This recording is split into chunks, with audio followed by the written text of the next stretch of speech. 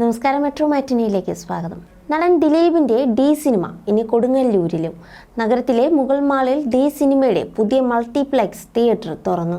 3 സ്ക്രീനുകളിൽ കൊടുങ്ങല്ലൂരുകാർക്ക് പുതിയ ദൃശ്യവിരുന്ന് ഒരുക്കുന്നതാകും തിയേറ്റർ.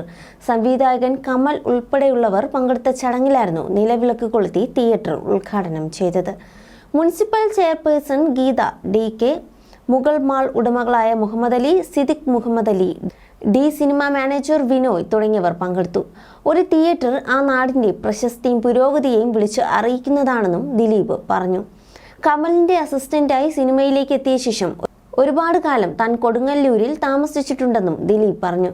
പക്ഷേ ഇങ്ങനൊരു വ്യവസായവുമായി കൊടുങ്ങല്ലൂരിലേക്ക് എത്തുമെന്ന് അന്ന് കരുതിയില്ലെന്നും ദിലീപ് പറഞ്ഞിരുന്നു. അതേസമയം മഞ്ജു വാര്യറുമായുള്ള വിവാഹമോചനത്തിന് ശേഷം കാവ്യയെ വിവാഹം ചെയ്ത് സന്തോഷകരമായ വിവാഹ ജീവിതം തുടങ്ങിയ ദിലീപിന്റെ തലയിലേക്ക് ഇടുത്തി പോലെയായിരുന്നു നടിയെ ആക്രമിച്ച കേസെത്തിയത്. ആ സംഭവം നടന്ന് വർഷങ്ങൾ കഴിഞ്ഞിട്ടും ദിലീപ് കുറ്റക്കാരനാണോ അല്ലയോ എന്നൊക്കെ അന്വേഷണം നടക്കുന്നതേ ഉള്ളൂ. പലവിധ കാര്യങ്ങൾ ചൂണ്ടിക്കാട്ടി കേസ് നീണ്ടു പോകുമ്പോൾ നടന്റെയും കുടുംബത്തിന്റെ മേൽ ഒരു ഒഴിയാബാധയായി ഈ കേസ് കിടക്കുകയാണ്. 3 മാസത്തോളമാണ് ദിലീപ് അന്ന് ജയിലിൽ കിടന്നത്. അന്ന് അനുഭവിച്ച വേദന കാവ്യയ്ക്കും മകൾ മീനാക്ഷിക്കും മാത്രമേ അറിയുള്ളൂ. സിനിമയും സ്വപ്നങ്ങളും എല്ലാം മറന്ന് ഭർത്താവിന്റെ ജയിൽ മോചനത്തിനായി 24 മണിക്കൂറും പൂജാമുറിയും ക്ഷേത്രങ്ങളുമായി വഴിപാടുകളും നേർച്ചകളുമായി നടന്ന കാവ്യ ഇപ്പോഴും അതേ അവസ്ഥയിൽ തന്നെയാണ്.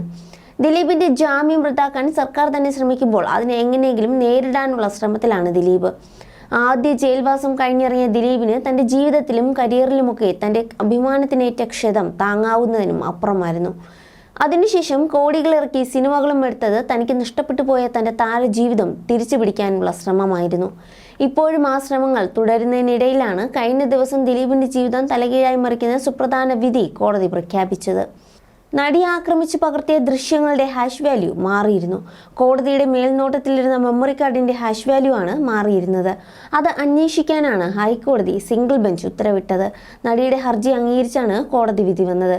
ഈ ഒരു അന്വേഷണം തനിക്ക് തിരിച്ചടിയാകുമോ എന്ന ആശങ്കയിലാണ് ദിലീപ്.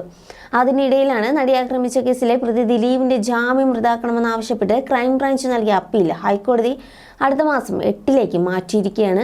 ക്രൈംബ്രാഞ്ച് നൽകിയ ഹർജിയിൽ വാദം പൂർത്തിയായിരുന്നു. ദിലീപ് ജാമ്യ വ്യവസ്ഥകൾ ലംഘിച്ചുവെന്നും സാക്ഷികളെ സ്വാധീനിച്ചുവെന്നുമാണ് ക്രൈംബ്രാഞ്ചിന്റെ പരാതി. You're watching me on metromatney.com. metromatney.com. metromatney.com. Subscribe for more videos. Subscribe for more videos. Subscribe here for more videos. Subscribe now. Thank you.